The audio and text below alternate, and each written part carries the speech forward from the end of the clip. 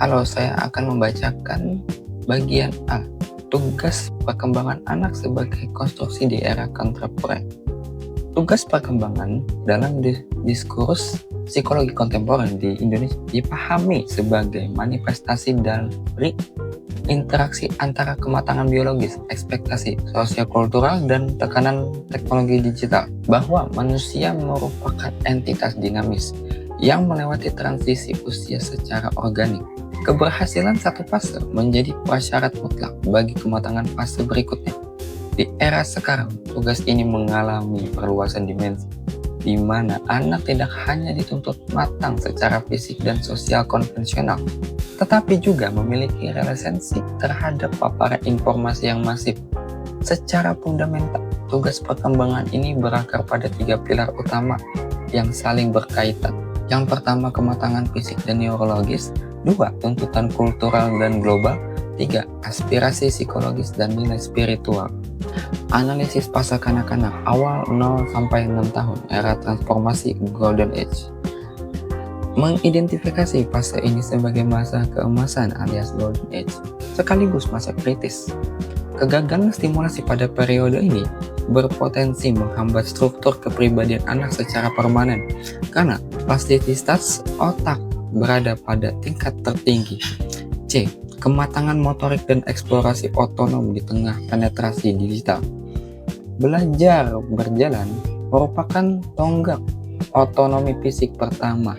Namun, di zaman sekarang, tugas ini menghadapi tantangan berupa sedentary lifestyle akibat penggunaan gawai alias gadget yang terlalu dini.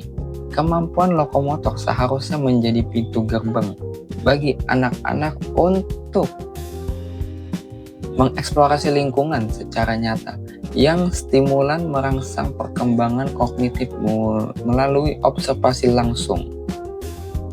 Regulasi biologis dan latihan moral dini.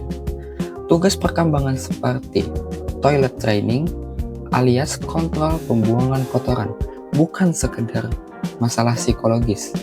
Memandangnya sebagai latihan moral pertama, di mana anak belajar menunda insting biologis demi memenuhi standar kebersihan dan moral sosial.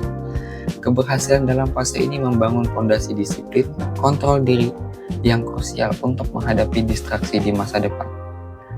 Yang kedua, akuisisi bahasa dan literasi awal. Anak mulai menguasai simbol-simbol verbal untuk mengkomunikasikan kebutuhan akar. Di era digital, tugas ini meluas pada kemampuan membedakan interaksi langsung dengan interaksi melalui layar yang menjadi cikal bakal literasi komunikasi yang sehat. Yang ketiga, dinamika masa kanak-kanak akhir 6-12 tahun.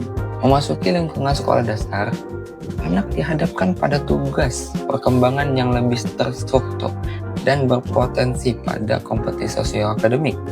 Pada fase ini, terjadi penggeseran drastis pada pola bermain anak menuju pola belajar yang disiplin, di mana anak mulai memfungsikan kemampuan operasional konkret untuk memahami dunia secara lebih logis dan sistematis. Selanjutnya akan dilanjutkan oleh teman saya namanya Nazwa. Lanjut. 4. Literasi dasar dan kemampuan berpikir kritis. Penguasaan membaca, menulis, berhitung kini harus dibarengi dengan kemampuan memilah informasi. Yang kelima, evolusi hati nurani dan etika di ruang publik.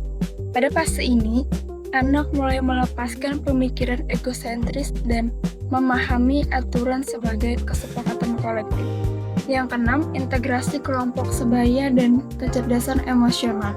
Belajar bekerja sama dalam kelompok sebaya membantu anak mengembangkan empati. D. Peran strategis institusi dan mitigasi. Guru tidak hanya bertugas mentransfer ilmu, tapi juga mendeteksi adanya hutang perkembangan, yakni tugas-tugas yang belum tuntas pada fase sebelumnya yang berisiko menghambat prestasi akademik dan status sosial anak di sekolah. Yang pertama, fungsi katalisator perkembangan. Guru menciptakan lingkungan yang stimulatif agar potensi kognitif dan motorik anak berkembang sesuai jalurnya, termasuk memfasilitasi penggunaan teknologi secara bijak. dalam jangka panjang, kegagalan dalam menyelesaikan tugas perkembangan pada masa kanak-kanak akan menciptakan efek domino negatif yang akan terlibat saat memasuki usia remaja.